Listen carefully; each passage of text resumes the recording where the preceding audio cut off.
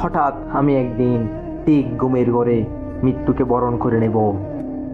হঠাৎ আমার সামনে আজরাইল আলাইহিস সালাম এসে আমার এই অহংকারী জানটা কবজ করে নিয়ে যাবেন। নির্দিষ্ট সময় পেরিয়ে যাবে, কিন্তু আমার ঘুম ভাঙবে না। কাছের মানুষগুলো আমাকে কত করে ডাকবে, আমি তাদের সাড়া না দিয়ে নীরবে বিলীন হয়ে থাকবো। প্রিয়জনেরা আমাকে দেখবে, কেউ কপালে হাত দেবে, কেউ হাত ধরবে, কেউ আবার নাকের কাছে হাত দিয়ে পরীক্ষা করে দেখবে আমার শ্বাস প্রশ্বাস আছে কিনা। বুকের পাঁজরে খান দিয়ে হয়তোবা আপন জনরা দেখবে আমার হৃৎপিণ্ডের উঠানামা খুঁজবে। আসলে আসলে আমার নড়াছড়ার কোনো শক্তি থাকবে না তখন। তবুও প্রিয়জনেরা অযথাই আমাকে নাড়িয়ে ছাড়িয়ে দেখবে। হঠাৎ করে কেউ কেঁদে উঠবে আমাকে আর ফিরে না পাওয়ার হাহাকারে।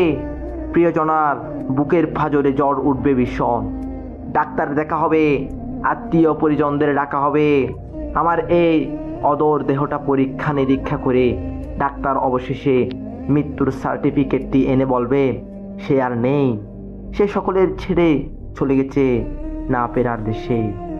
হঠাৎ কান্নার রোল পড়বে। এবার এই টানার আওয়াজটি ফাইনালি কান্নার রোল পড়বে। এবার এই কান্নার আওয়াজটি বেশ জোরালো হবে। কেউ এসে বলবে এত কান্না করিয়েন না, মৃত্যুর আত্মা কষ্ট পাবে। মুহূর্তে আমি মৃত্যু নামে শনাক্ত হয়ে যাব। আর আমাকে বড়ই পাতার গরম জল দিয়ে গোসল দেওয়া হবে, কাপন পরা হবে। অবশেষে দুনিয়ার সবচাইতে সুগন্ধি নামক এই অবশেষে আমাকে দেওয়া হবে এই দুনিয়ার সুগন্ধি নামক আতর। এরপর সবাই মিলে একটি মসজিদ থেকে আনা খাটের উপর রাখবে আর সকলে মিলে আমাকে নিয়ে যাবে একটি নির্জন কবরস্থানে। সেখানে রাখা হবে এবং অবশেষে শুয়ে দেওয়া হবে একটি মাটির ঘরের মধ্যে, যার কিনা চারপাশে মাটির দেওয়াল। এবং সকলে আমাকে সেখানে রেখে চলে আসবে।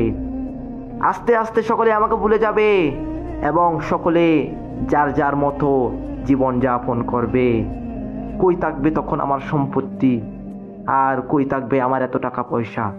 কিছুই তো আর থাকবে না আমার, হয়ে যাবে অন্যের। তাহলে কেন এত আমরা করি অহংকার? কেনই বা এত কিছুর দেখাই বাহুদুরি? কিছুই তো তখন আর কোনো কাজে আসবে না। আমার রেখে যাওয়া সেই সম্পত্তি আর টাকা পয়সা অন্যরা বুক করে বিলাসিতার মধ্যে জীবন যাপন করবে।